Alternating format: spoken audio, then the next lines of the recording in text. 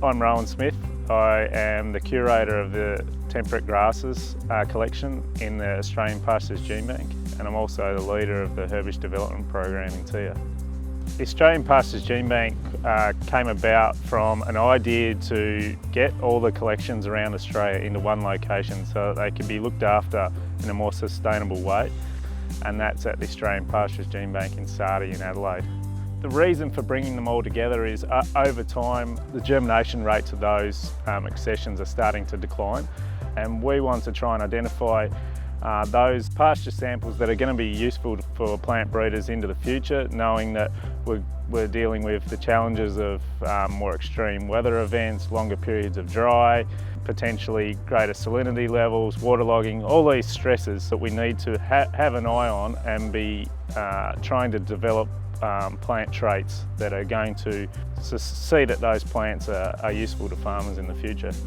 So out at Cressy we've got roughly 200 plots. About 80% of those are cocksfoots and the rest is made up of brome.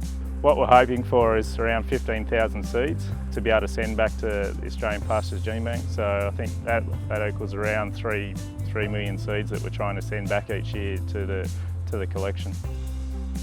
As part of the growing phase, we're also doing characterisation. So what we're doing is doing a lot of measurements and visual assessments of that plant that might be useful for plant breeders in the future.